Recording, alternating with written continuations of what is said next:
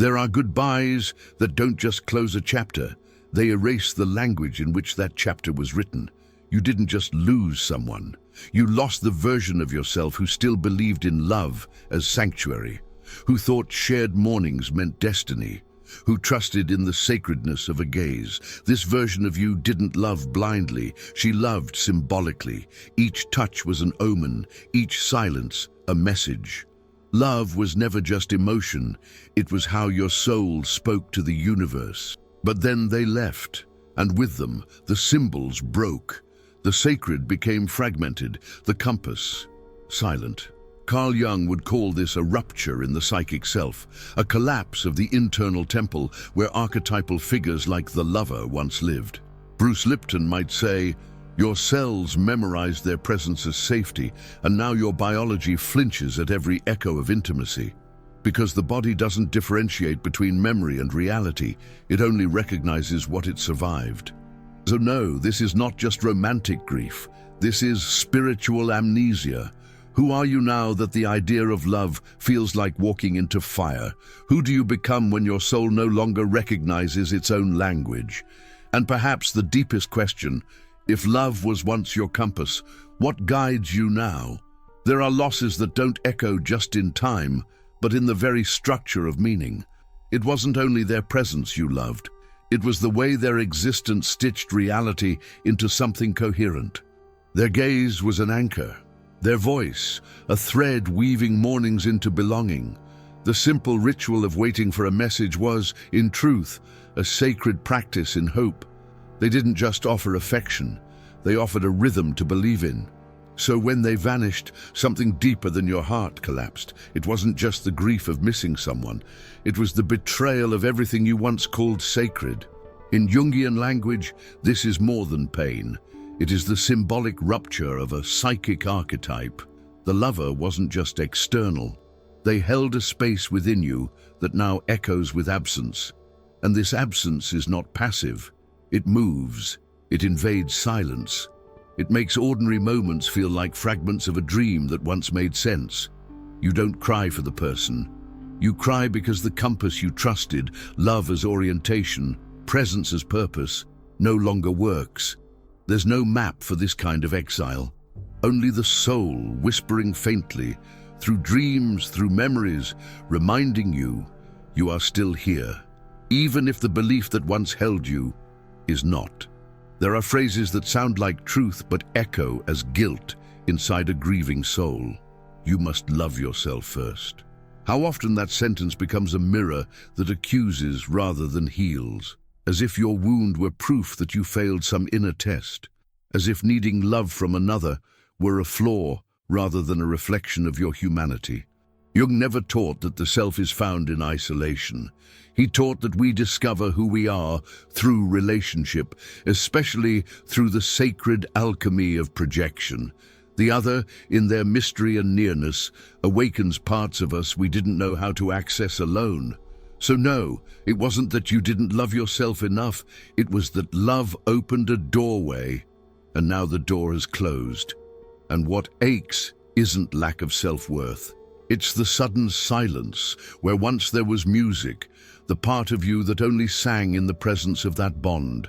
This is a psychic separation, not just from the other, but from a self you glimpsed briefly, beautifully, through their eyes. They didn't complete you, they revealed you. Now that they are gone, it's not about learning to be enough again. It's about holding the empty space where that version of you used to bloom, not as failure, but as memory, not as absence, but as invitation. Because that part of you didn't die. She waits like a candle unlit to feel sacred again. Sometimes what we mourn is not the person who left, but the shape they gave to our longing. They weren't the source of love. They were the chalice, the sacred container into which your heart, so ready to trust, poured all its devotion, its tenderness, its sacred yes. It wasn't just their body you touched. It was the idea that love could still be holy, that presence could still feel like home. that someone could receive you and reflect back meaning.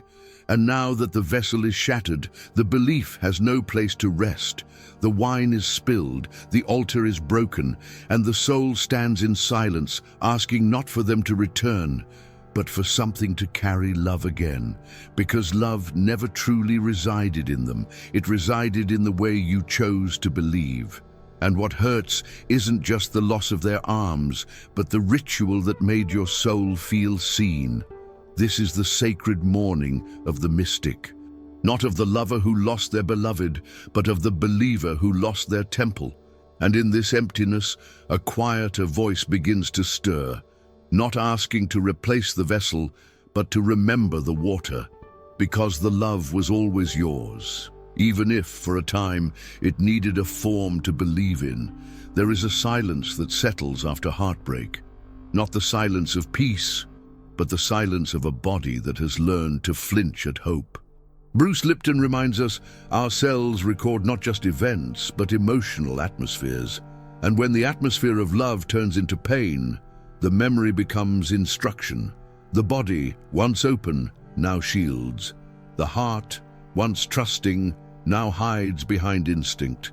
Not out of bitterness, but out of wisdom forged in ache. This is the fallout that no one sees. When something beautiful approaches, and yet you recoil. Not because you don't want it, but because your soul has begun to equate closeness with collapse. Even safe love feels foreign. Even tenderness feels like a trick of the light. Because your nervous system no longer knows how to tell the difference between a gift and a ghost. This isn't resistance, it's residue. It's your inner world whispering, "Last time we believed we broke." And so healing asks not for quick affirmations, but for a sacred re-education of the body. A way to teach your skin, your breath, your bones, that not all hands will leave, that some touch will stay, not through logic, but through presence, through the quiet courage of showing up again and again until the body remembers love not as betrayal, but as shelter. There is a death that happens in silence, not of the one who left, but of the inner voice that once dreamed in the language of affection. Jung spoke of archetypes, timeless forces that live within us, and among them is the lover, not just the one who desires, but the one who feels life through the pulse of connection, who sees beauty in ordinary moments, who creates poetry from presence. When heartbreak enters as a storm, the inner lover sometimes retreats, not forever, but deeply. What you may be feeling is not just sadness, it's the quiet of that part of you going still, the part that once opened windows to the scent of rain, that once waited for a message like it was morning light.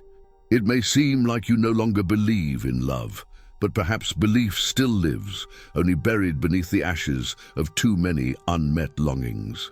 The task now is not to rush into new stories. It is to tend to the temple where the lover once danced.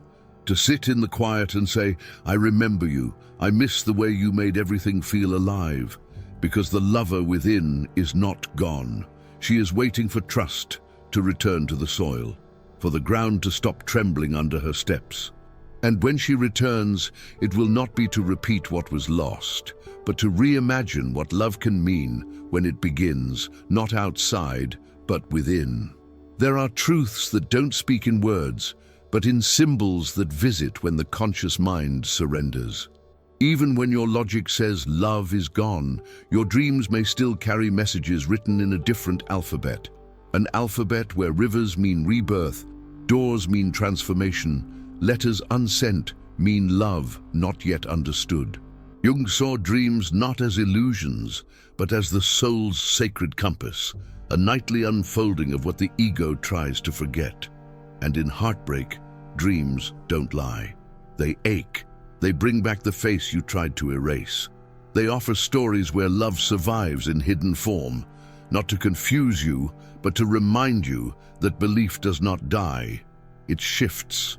When the waking world feels unsafe, your soul retreats to the world behind your eyes, and from there begins to rebuild meaning.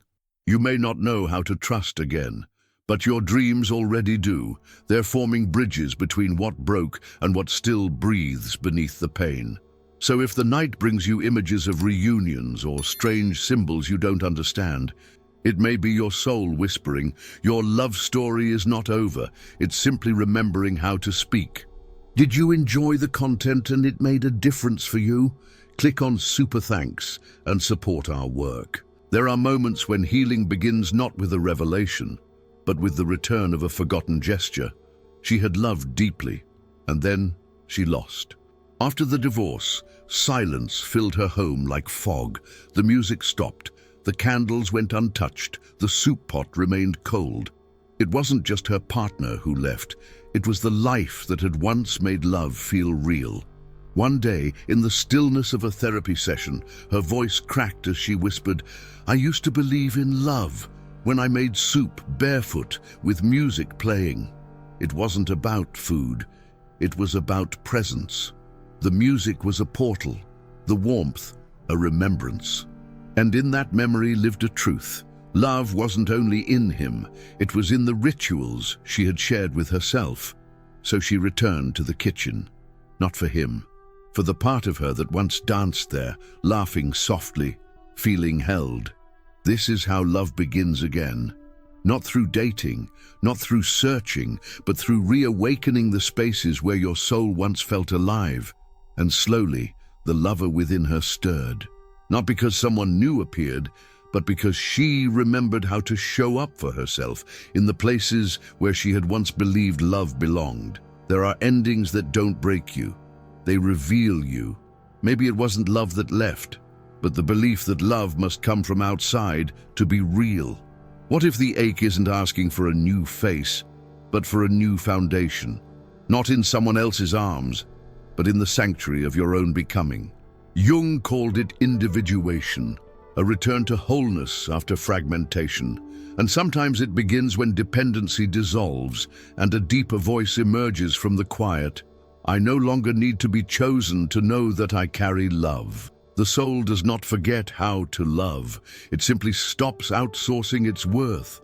And in that stillness, something ancient reawakens. Not the girl who longed for love, but the woman who knows she is the well. The grief is not for love itself, but for the illusion that it could only arrive through one door.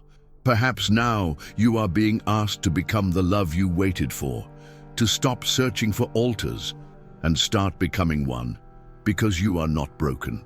You are being returned to the source of your own sacred flame. You didn't just lose a partner, you lost a sacred language, a way of seeing the world through symbols of warmth, of belonging, of mutual reflection.